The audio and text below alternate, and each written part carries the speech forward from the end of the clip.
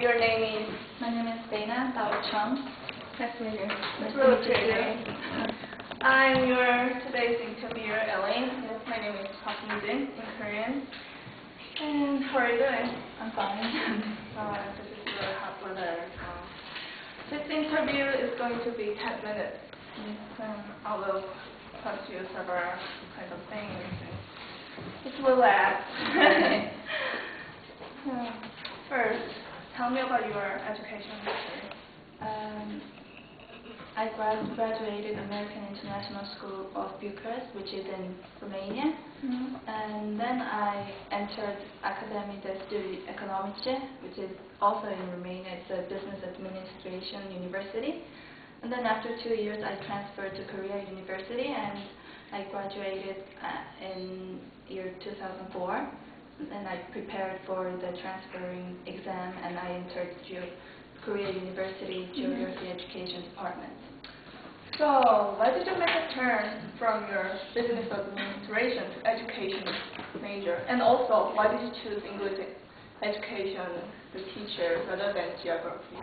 Well, business administration, it was very interesting, and I really enjoyed studying BA for 4 years.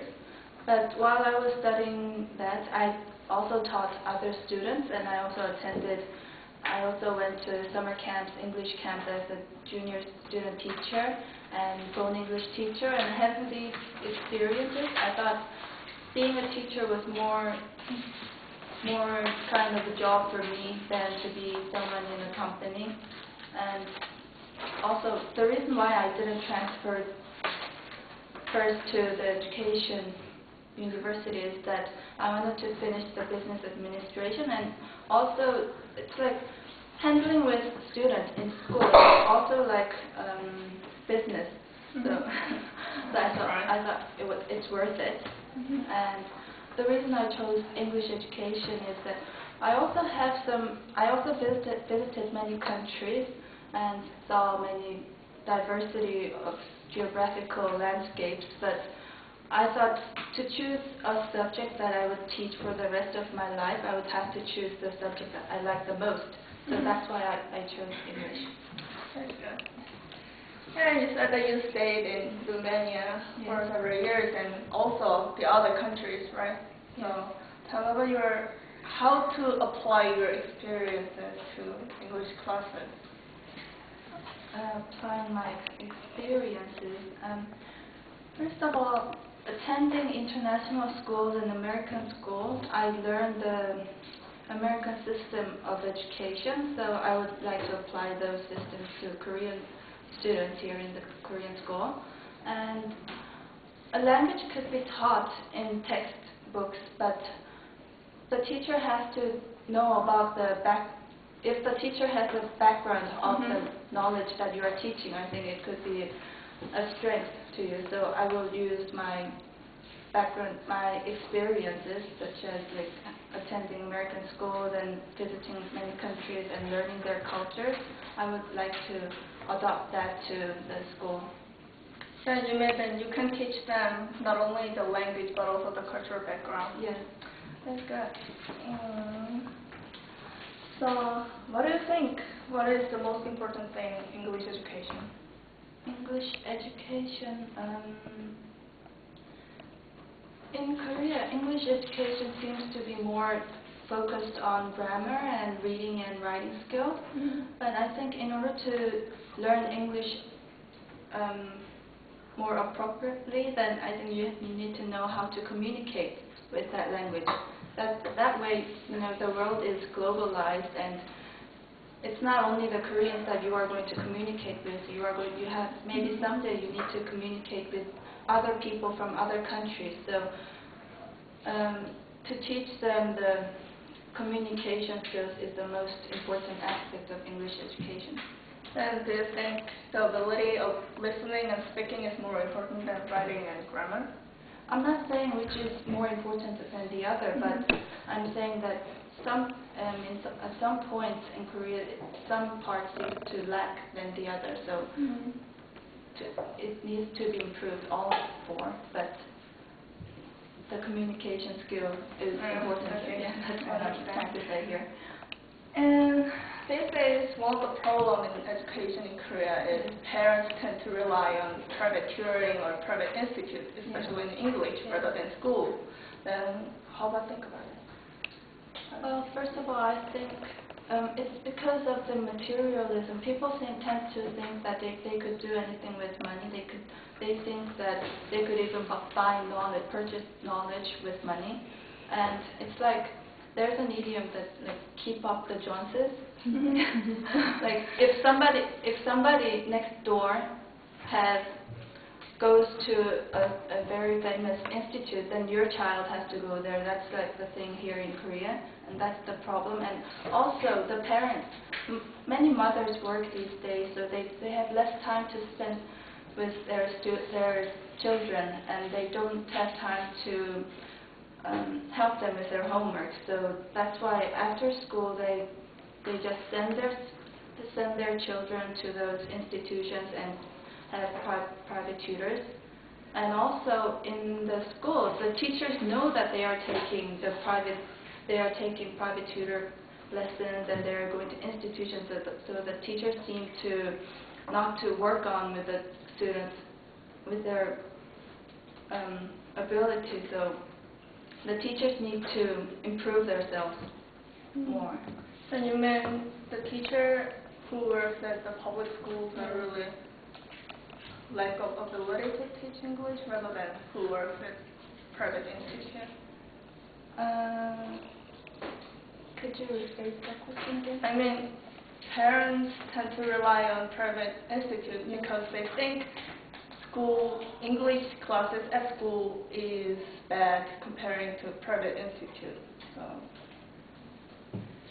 it's because the size of the class. In public schools there are many students, so the teacher can't teach each student. Let's move on. What is the worst problem in English education in Korea? I thought the concentrated on grammar thing. I've heard that before. yes. Then it is not exaggerating that there is a huge gap among students in this one class, and how to manage it. I think it's necessary to divide the classes by their level. That's what I did when I was in Romania, the school. In math class, there was the advanced and the intermediate level. So the students were not ashamed of themselves by being in the lower level and the higher level.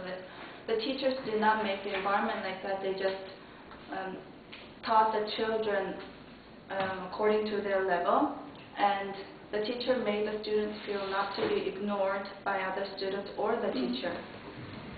So I think it is necessary to have the division of the classes. So are you going to divide into several groups? I think it's not my choice. I would prefer dividing the classes to each level, but it depends on the school system. Okay. So we'll consider about it. So tell me about your strengths and weakness. My strengths and weakness. As I said, I lived in 3 different countries: Korea, Romania, Switzerland, and I even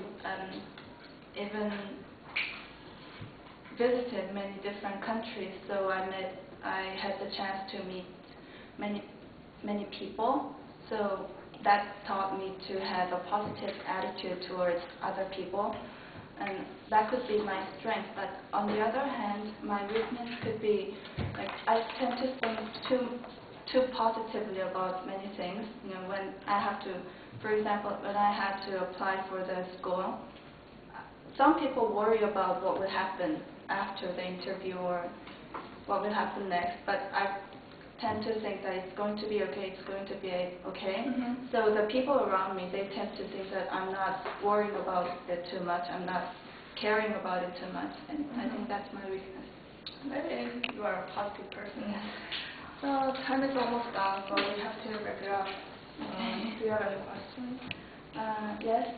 First of all, if is there any supplementary classes in your school? And if there is, then how do the teachers apply for teaching, and what is the reward for teaching? Oh, yeah, really a lot of questions. Yes. Actually, it depends on students, and it depends on each semester. Because based on survey for the students, which class do you want to take extra classes like this? So, but usually the subject of English is really popular among students. So after the whole classes, then we will have extra 2-hour classes each day. And you're not arranged yet, but it depends on the semester. And you will get paid by money. I mean, the additional salary. I can tell the exact money, but it will be compensated for it. Yes. And there is another question. Are there any courses that you give to the students during the to the teachers during the summer and winter vacation? Actually, our school is related to several kinds of conferences or workshops.